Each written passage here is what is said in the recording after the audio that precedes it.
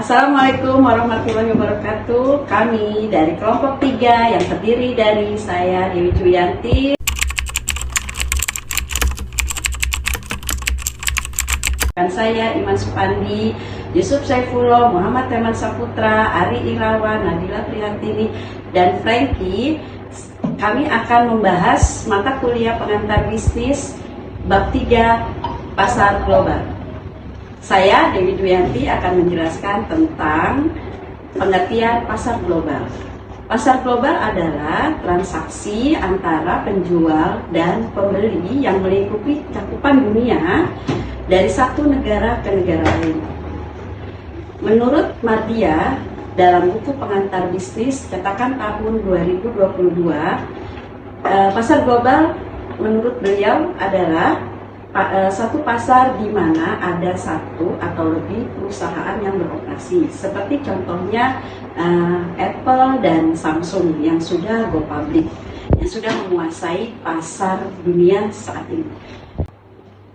Persaingan pasar global sendiri merupakan suatu bentuk kompetisi tingkat dunia di mana setiap negara berhak terlibat tanpa dibatasi oleh wilayah.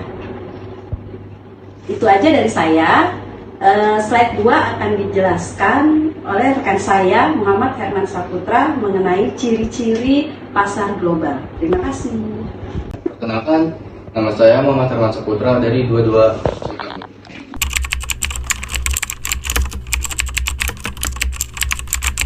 Oke, di sini saya akan menjelaskan tentang ciri-ciri pasar global. Yang pertama ada pembeli dan penjual, di mana si pembeli dan penjual itu melakukan kesepakatan, di mana kesepakatan tersebut yang terdapat di pasar dari sistem pembelian yang dibeli oleh si pembeli. Dan yang kedua ada permintaan dan penawaran. Oke, apa yang dimaksud dengan permintaan dan penawaran? Nah, yang dimaksud dengan permintaan dan penawaran itu di mana suatu penjual akan mengirimkan penawaran yang akan dibeli oleh si pembeli, dan si pembeli juga akan melakukan penawaran yang akan membeli barang tersebut. Yang ketiga terdapat produk. Pastinya dong di dalam ciri-ciri pasar global itu kita terdapat produk. Produk apa saja sih yang misal produk kecantikan, produk makanan juga bisa termasuk. Oke, yang selanjutnya itu ada 4. Terjadinya interaksi terhadap penjual dan pembeli. Pastinya dong di dalam suatu pasar global itu kita mendapatkan interaksi dalam si penjual ataupun si pembeli dalam memilih produk yang akan kita beli. Selanjutnya di sini ada yang kelima dan terakhir itu ada konsumen luas. Di mana yang bisa kita jelaskan di sini yang dimaksud dengan konsumen luas itu si pembeli juga bisa membeli secara luas ataupun secara detail apa saja yang dia ingin belikan ataupun yang dia inginkan. Oke, selanjutnya itu ada faktor-faktor yang mempengaruhi pasar global. Yang pertama ada teknologi.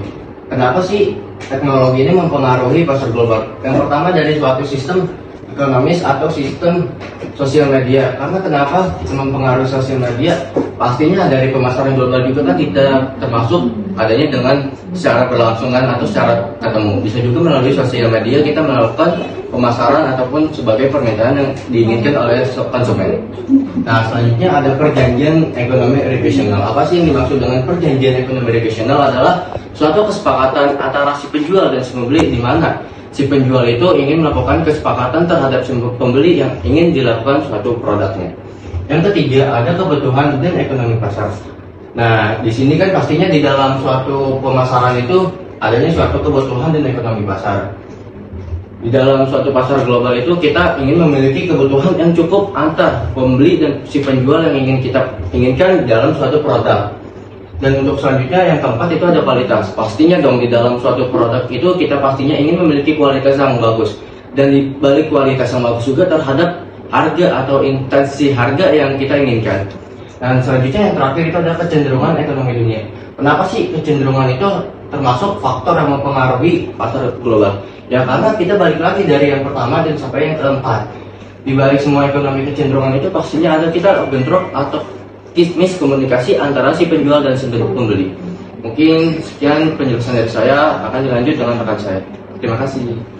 Perkenalkan, nama saya Ari Irawan. Saya dari 22 MA2.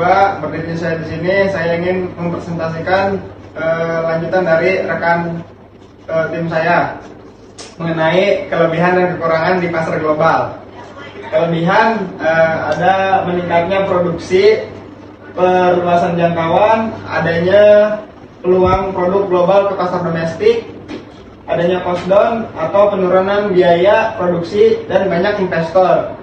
Kekurangan ada menghambat pertumbuhan industri di negara yang sedang berkembang, dan meningkatkan ketergantungan produk luar negeri, dan munculnya kesenjangan ekonomi global, menurunnya kestabilan keuangan negara, dan buruknya negara perdagangan dan pembayaran. Perkenalkan, nama saya Franky Junior Abdul Fakban dari kelas 22 MA2. Saya akan melanjutkan presentasi dari teman saya untuk menjelaskan produk global di Indonesia. Produk global merupakan suatu produk yang dilakukan untuk pemasaran produk dari suatu negara ke negara lainnya secara masif dan juga secara memperhatikan lingkup sikap, perilaku, dan adat budaya yang terdapat dalam negara yang akan dipasarkan produknya, yaitu produk utama Indonesia adalah 1. Udang, 2. Kopi, 3. Minyak kelapa sawit, 4. Kakao, 5. Karet dan produk karet, 6. Alas kaki, 7. Elektronik, 8. Komponen kendaraan motor, dan 9. Furnitur. Produk potensial Indonesia yaitu 1. Kerajinan, 2. Perikanan, 3. obat-obatan herbal, 4. Produk kulit, 5. Makanan kemasan, 6. Perhiasan, 7. minyak nabati, 8. rempah-rempah, 9. alat tulis dan kertas, dan 10. peralatan medis. Perkenalkan, nama saya Nadila Prihatini. Di sini saya akan menjelaskan strategi pasar global. Strategi pasar global adalah strategi yang mencakup negara-negara dari beberapa wilayah yang berbeda di dunia dan bertujuan untuk mengkoordinasikan upaya pemasaran perusahaan di pasar di negara-negara lain. Ekspor. Ekspor merupakan kegiatan produksi barang di satu negara dan menjual hasilnya di negara lain. Ada dua jenis ekspor, yaitu indirect exporting atau ekspor tidak langsung. Yang kedua, direct exporting atau ekspor langsung. Yang kedua, lisensi. Penjualan lisensi berarti perusahaan penjual lisensi atau licensor membuat kontrak persetujuan dengan pembeli lisensi atau lisensi. Yang ketiga, ada direct investment. Direct investment atau investasi langsung secara istilah diartikan sebagai penanaman modal secara langsung, di mana pihak investor langsung terlibat aktif dalam kegiatan pengelolaan usaha dan bertanggung jawab secara langsung apabila terjadi suatu kerugian. Yang terakhir ada joint venture. Joint venture adalah suatu kegiatan bisnis yang dilakukan oleh dua atau lebih perusahaan yang bekerja sama untuk mencapai tujuan bisnis tertentu. Di sini saya akan mencoba menjelaskan tentang analisis bisnis menuju pasar global. Di sini ada 4 poin yang saya akan jelaskan. Yang pertama adalah penetrasi pasar, yang kedua perkembangan pasar, yang ketiga ada pengembangan produk, yang keempat ada dispenetrasi produk. Nah, di sini saya akan menjelaskan tentang penetrasi produk ya. Penetrasi pasar adalah upaya meningkatkan pangsa pasar dari pasar yang sudah ada. Misalnya contohnya dari komunikasi asal Cina yang mengembangkan aplikasi transisi digital. Nah, terus yang kedua ada perkembangan pasar atau yang disebut dengan market development. Adalah strategi di mana perusahaan mencari pertumbuhan dengan memasarkan produk yang ada ke pasar baru. Misalkan kopi yang dibuat di Amerika dikembangkan di India melalui aplikasi dengan Total Group. Terus yang ketiga ada pengembangan produk. Adalah strategi dan proses yang dilakukan oleh perusahaan dalam mengembangkan produk, memperbaiki produk lama atau memperbanyak kegunaan dari produk, misalnya kayak kopi shop.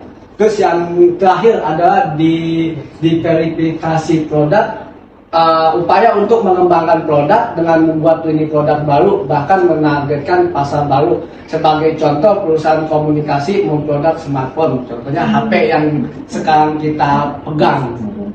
atau kayak TV, pokoknya yang berbentuk-bentuk dengan smartphone lah. Assalamualaikum warahmatullahi wabarakatuh. Sebelumnya perkenalkan, saya Imam Syafadi dari 2252 akan menjelaskan tentang persaingan pasar global.